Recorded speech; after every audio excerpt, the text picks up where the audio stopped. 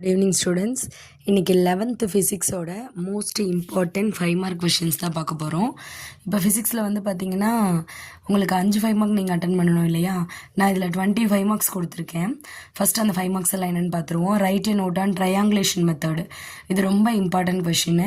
Last இயரும் கேட்கல, அதனால் கேட்குறதுக்கு நிறைய சான்ஸ் இருக்குது. அடுத்து types of error, propagation of error, then scalar vector properties. இது வந்து பார்த்தீங்கன்னா 3 மார்க்லேயே கேட்க சான்ஸ் இருக்குது, 2 மார்க்லேயே 5 மார்க்லேயே கேட்க சான்ஸ் இருக்குது. 3 மார்க்கில் கேட்டாங்கன்னா 3 பாயிண்ட் எழுதுங்க. 5 மார்க்கில் கேட்டாங்கன்னா கம்பல்சரி 5 or 6 பாயிண்ட்ஸாவது நீங்கள் எழுதணும். அடுத்து kinematic equation, most important question, ஓகேவா? அடுத்து measuring of angle of repose. இதில் நான் கொடுத்துருக்க அந்த 20 கொஷின்ஸில் எய்தர் சாய்ஸில் மேக்ஸிமம் 5 கொஷினுமே வந்துடலாம். சப்போஸ் கொஞ்சம் கொஷின் டஃபாக இருந்துச்சு அப்படின்னா மினிமம் 4 கொஷினாவது நீங்கள் அட்டன் பண்ணுற மாதிரி வந்துடும்.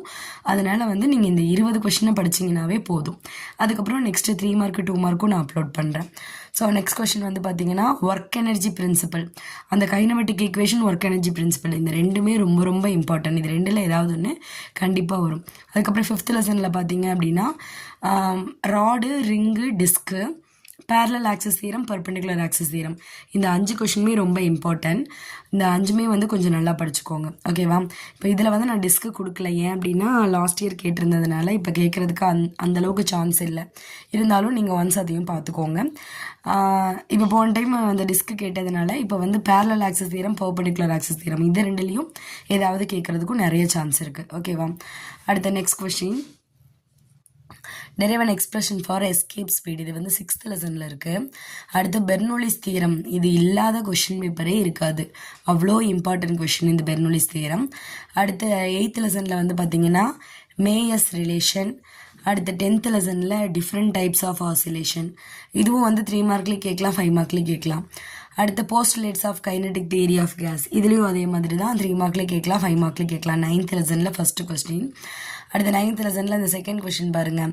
Pressure exerted by a gas on the walls of a container. இது ஒரு டெரிவேஷன், இதுவும் கொஞ்சம் இம்பார்ட்டன்ட் தான். 9th லெசனில் இந்த ரெண்டில் ஏதாவது ஒன்று கண்டிப்பாக கேட்டுருவாங்க, ஓகேவா?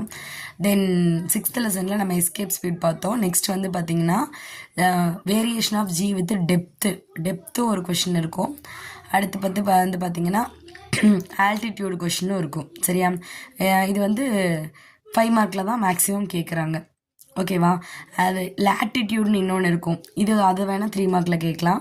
5 மார்க்கில் இதுதான் ரொம்ப இம்பார்ட்டன்ட், ஓகேவா?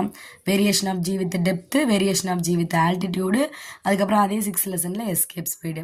அடுத்து 20th கொஷின் பாருங்கள். Blocks connected by a string in vertical motion and horizontal motion. இந்த 20 கொஷினும் நல்லா ப்ரிப்பேர்